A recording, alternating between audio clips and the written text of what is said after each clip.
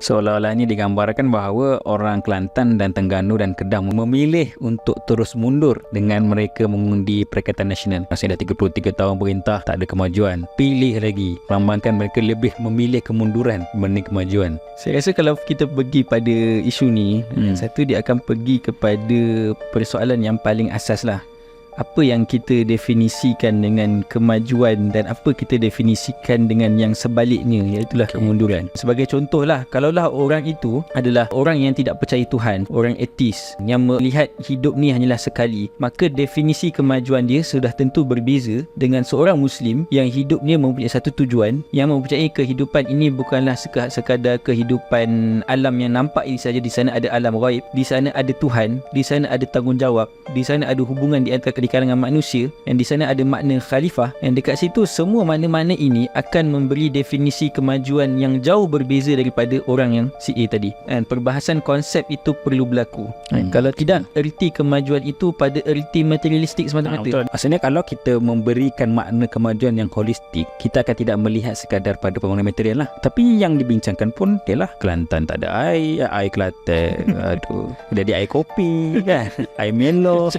Kalau berbincang sudut realiti, jadi akhirnya bila kita faham ni satu perbahasan yang lain lah, perbahasan tentang konsep kemajuan tadi. Satu itu satu benda yang perlu diperbahaskan kembali. Dan yang kedua, kalaulah tentang secara realiti, kalaulah di sana ada panggil apa, ketirisan ataupun kekurangan ataupun salah guna kuasa, masalah urus tadbir kat situ. Itu adalah sudut kekurangan yang tidak sebenarnya mencerminkan makna Islam. Sudut kekurangan itu adalah kekurangan pihak yang mentadbir, yang mengurus, yang sepatutnya diperbetulkan dan diperbaiki, dan ianya langsung tidak menggambarkan kepada cerminan bagaimana Islam itu melihat kemajuan dan juga pembangunan. Yalah, Selangor yang dikatakan negeri terkaya di Malaysia pun masalah airnya taklah kurang pun. Mak saya di Shah Alam pun rasa memang kena ada tong besar di tandas. Sebab apa? Mengenai perspektif kemajuan, saya lihat siapa yang nak maju ni? Manusia lah, manusia. Jadi kita kena kembali kepada tarif manusia.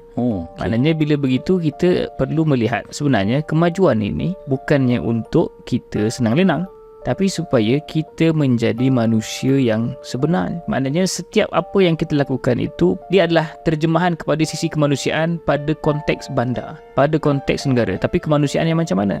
Sebab itu apabila kita meletakkan kemanusiaan itu ataupun sisi manusia itu sepatutnya diterjemahkan. Jadi apabila kita mengatakan manusia ini daripada roh dan jasad, dan maknanya di sana ada satu makna. Dia bukan sekadar jasad, tetapi di sana ada satu pembangunan rohani yang tidak boleh diketepikan. Dan dia perlu dicerminkan. Maknanya dia bukan sekadar bila kita kata maju macam bandar, macam ada banyaknya penempatan, banyaknya kondominium, development, apa benda semua kan. Itu semua adalah secara luaran saja. Kita pernah tengok tak macam mana orang-orang yang bekerja siang malam di bandar-bandar ini, macam mana hidup mereka? Adakah mereka ini benar-benar maju, ataupun mereka ini terbina dalam satu kehidupan yang sangat selfish dan sangat self-centric? Jiran pun tak kenal, nak ziarah pun susah. Jiran sebelah meninggal pun ada beberapa hari baru dah bau busuk baru. Jadi adakah itu takrif kemajuan yang kita nak bawa? Sangat-sangat individualistik itu terpancar di dalam pembangunan hatta.